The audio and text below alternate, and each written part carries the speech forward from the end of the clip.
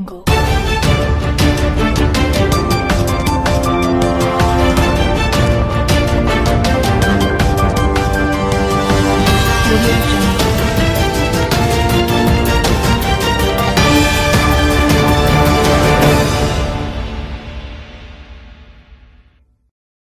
Halo pemirsa, saya Jessica Sania Putri kembali hadir menjumpai Anda selama 30 menit ke depan. Saya akan hadir dengan sejumlah informasi pilihan. Pemirsa, inilah spill the news selengkapnya.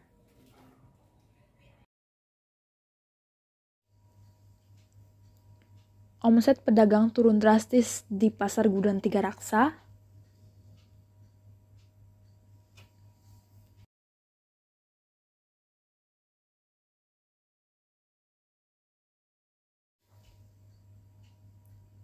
Antusiasme vaksinasi masyarakat 18 tahun ke atas.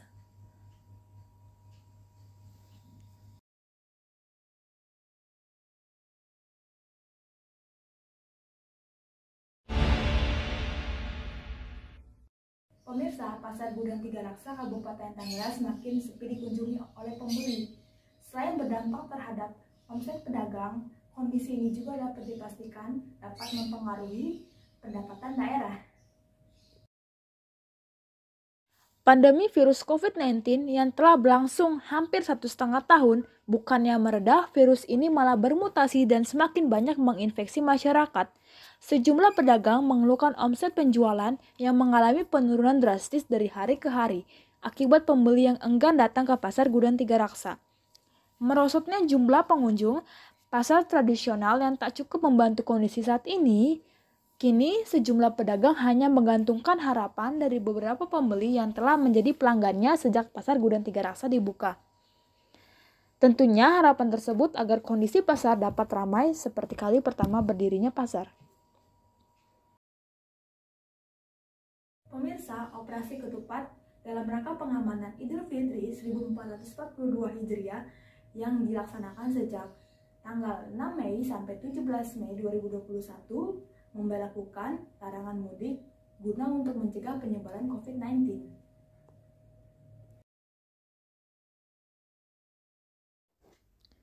Untuk menekan angka penyebaran COVID-19, pemerintah memberlakukan larangan mudik yang dimulai dari tanggal 6 sampai 17 Mei 2021. Pembatasan secara ketat di masa peniadaan mudik diterapkan melalui pos-pos penyekatan. Untuk mengantisipasi lonjakan pergerakan mudik Lebaran 2021, surat izin keluar masuk yang disertai surat kesehatan hasil swab merupakan syarat yang wajib dibawa oleh pemudik. Pemerintah juga telah menerbitkan untuk pelaksanaan arus mudik tetap tidak diperbolehkan, kecuali mobil yang mengangkut logistik barang dan makanan diperbolehkan untuk melaksanakan arus mudik Lebaran. Dalam satu pos tergantung situasi, Pak, ya. Rata-rata kita satu pos itu terdiri dari sampai dengan 20. Pemirsa, Kecamatan Cisoka Kabupaten Tangerang menjadi salah satu penyelenggaraan vaksinasi COVID-19 bagi warga yang berusia 18 tahun ke atas. Untuk mengetahui informasi terkini, kami telah terhubung dengan reporter Jessica Sania Putri.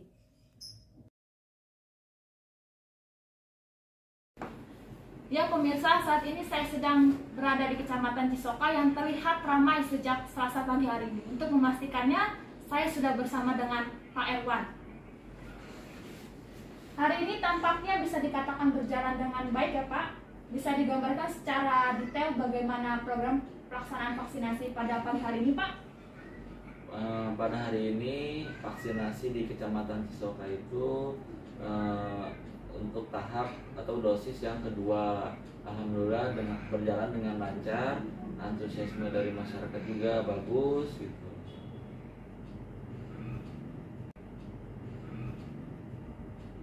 Yang menarik juga bahwa tidak hanya di Kecamatan Cisoka saja, melainkan program vaksinasi ini serentak diadakan di Kabupaten Tangerang ini. Lalu di titik mana saja Pak? Untuk di Kabupaten Tangerang, rata-rata pihak puskesmas atau di kecamatan itu menyelenggarakan vaksinasi. Jadi tergantung dari jadwalnya masing-masing. Ada juga dari sentra vaksin yang diselenggarakan di titik-titik kayak pusat perbelanjaan di mall gitu, itu ada. Banyak warga yang antusias mengikuti program vaksinasi ini. Lalu berapa sehari ini, Pak? Antusiasme dari masyarakat begitu tinggi ya, banyak juga pendaftaran vaksin. Cuma untuk kuota kita terima 150 penerima vaksin per hari. Terakhir, himbauan masyarakat yang masih saja kurang antusias dalam mengikuti program vaksinasi ini, Pak. Bagaimana menurut Bapak? Untuk masyarakat yang belum melaksanakan vaksin, ayo kita sukseskan gerakan vaksinasi ini, karena bagian dari penanganan virus COVID-19 ini. Jadi bagus untuk kesehatan vaksin itu. Terima kasih atas informasi. Baik pemirsa, kami sudah terhubung langsung dengan seorang dinas kesehatan yang sudah berkecimpung dari tahun 2012 sampai saat ini. Ayu Sari Eka Anggraini. Selamat pagi, Bu. Selamat pagi. Selamat datang kembali di program Talkshow bersama Dinas Kesehatan. Pandemi virus COVID-19 masih saja belum usai. Berbagai langkah dilakukan pemerintah demi menekan penyebaran virus, termasuk pemberian vaksin COVID-19. Lantas persiapan apa saja yang harus kita lakukan sebelum vaksinasi? Kalau sebelum vaksin itu yang jelas malam kita harus tidur dengan cukup, nggak boleh kurang tidur. Kemudian kita harus hindari alkohol, menjaga stamina tubuh, tidak boleh mandi air hangat 2 jam sebelum dan sesudah nanti vaksin. Kemudian kita harus memaksimalkan sistem imun nih. Nanti karena kan waktu vaksin itu sistem kekebalan kita yang akan bekerja lebih optimal. Nah, untuk itu kita nggak boleh stres. Kalau mau vaksin jangan stres. Terus harus mengkonsumsi campuran vitamin, mineral, tidur yang cukup, kemudian tidak meminum alkohol dan mandi dengan air hangat sebelum vaksin. Ya, itu aja. Baik, reaksi apa saja yang akan terjadi setelah kita melakukan vaksinasi? Tentunya pasti ini ada kan faktor-faktor efektivitas vaksin. Oh iya, kalau habis vaksin itu yang pasti akan terasa nyeri lokal bekas suntikan. Karena namanya jarum masuk sakit ya dan disuntik. Nah, dan kemudian bisa menjadi merah, bengkak. Kemudian reaksi sistemiknya, nyeri otot seluruh tubuh, nyeri sendi, sakit kepala. Kebanyakan yang terjadi itu mengantuk, nafsu makannya meningkat, ada sebagian yang mengalami demam. Tapi bisa diminimalisir dengan meminum obat seperti paracetamol.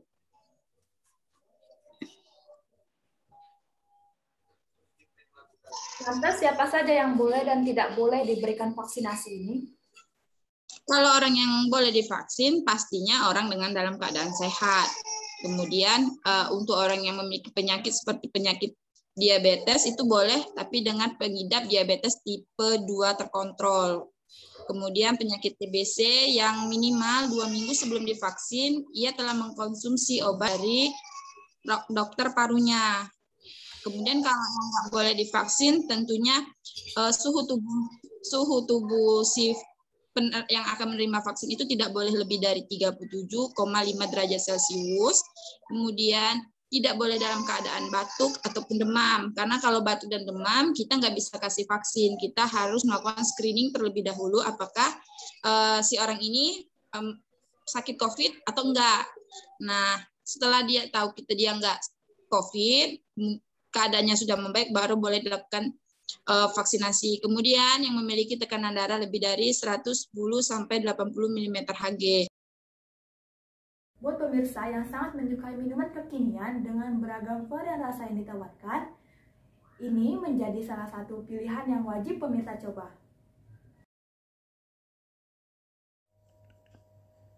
Bisnis minuman siap saji kian menjamur di berbagai daerah. Pilihannya pun semakin beragam, mulai dari kios kecil hingga kafe besar yang menawarkan lebih dari 3 varian. Salah satunya bisnis franchise minuman menjadi ladang usaha yang telah Aan jalankan selama 2,5 tahun. Dengan cita rasa yang segar dan varian rasa yang beragam menjadi daya tarik tersendiri oleh berbagai kalangan, khususnya anak-anak muda. Harga dan ukurannya pun cukup variatif. Tentunya dengan harga yang terjangkau di kantong pelajar dapat membuahkan hasil yang maksimal. Pemirsa, informasi tadi menjadi akhir perjumpaan kita pada edisi Spill the News hari ini. Terus saksikan Spill the News setiap Senin hingga Jumat pukul 7 pagi waktu Indonesia Barat. Saya Jessica Sania Putri pamit undur diri. Tetap jaga kesehatan Anda, selamat beraktivitas kembali. Terima kasih, sampai jumpa. Go.